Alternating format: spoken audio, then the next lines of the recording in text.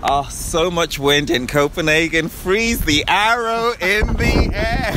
We are with Rasmussen and we are going to talk about life after Eurovision. Are you ready for this? Let's do that!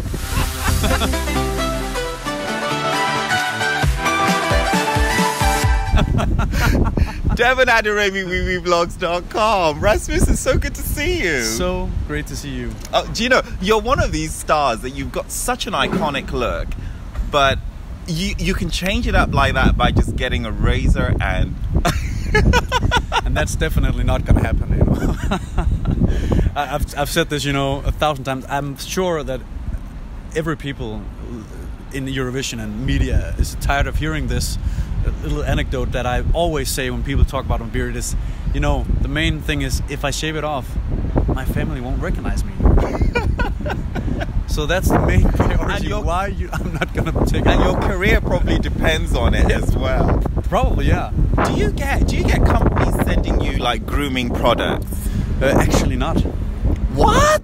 I have no idea. Maybe they just think that you can't save this. I don't know. But of course I have something myself, and I'm sure I can make some deals. I'm not that good at you know, reaching out and say, can we make something? Well, that's what social media is for. Take a few more selfies. Yeah, exactly. With your beard exactly. And I should do it, but you know, I have stuff at home.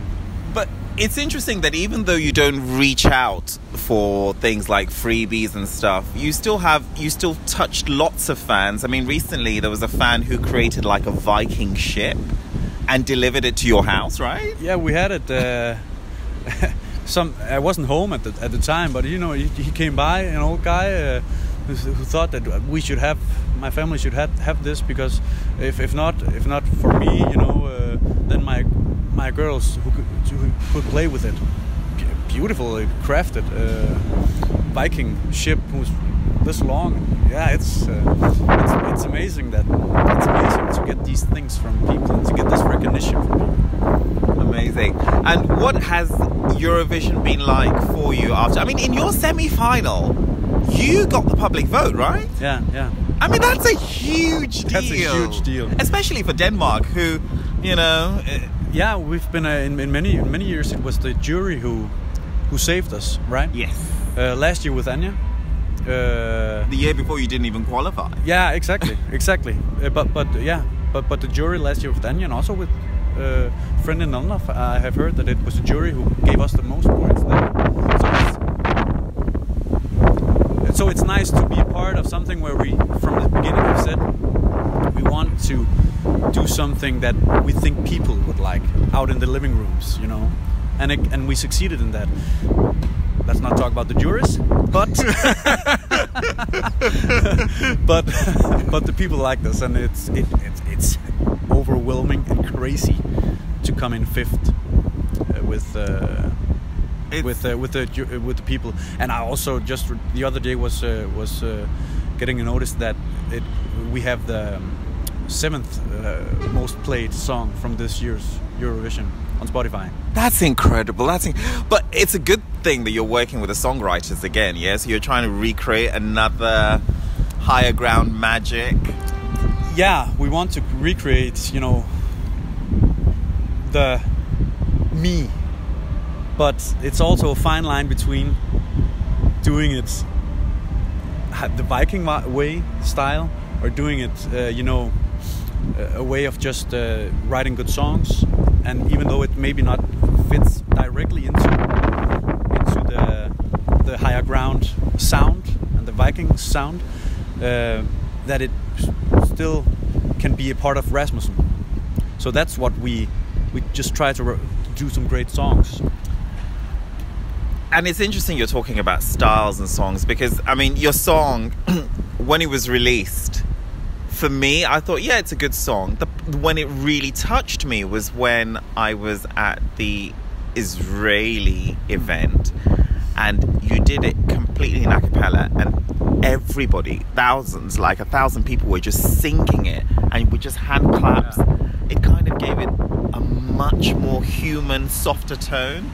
And that's amazed that was also what we went for, and it's amazing that it succeeded, you know. Yeah. Because we've played the song, and we think that the song works very well acoustic too. You know, we did the acoustic version too with the guys. Yeah. It's the feeling of this camaraderie and this, you know, fire. That was what we especially wanted to do with the Israeli party. You know, this feeling of you know, campfire and singing, togetherness and singing, and it went above our expectations, because people were very sweet and respectful. Actually, I haven't had an disrespectful you know, Eurovision experience at all, but it was just amazing that people were so supporting that night. So what's next for Rasmussen? What's next? It's working. Still working with the Swedes, and try to write and record and see if something amazing comes up. And of course, we have some things that we think that is. Are we looking at a single or an EP or an album? At first, a single, and then we just see what happens. But you know, the post Eurovision life is a lot of great experiences. You know, getting invited to stuff, and I've just attended 2 premieres the last 2 days. You know, at shows, which is also great experiences to be a part of, and you know, getting to do some stuff also later this year that I can't talk about it right now, but which is also something that I wouldn't get to experience if I just were the Jonas Rasmussen from before, you know, a main singer and performer, and not the Eurovision guy. So this is your year. I love the experience. Enjoy it till May next year. I enjoy it very. I've enjoyed every part of it. Now, I've always wanted to sing your song with you. Okay. We've never done that.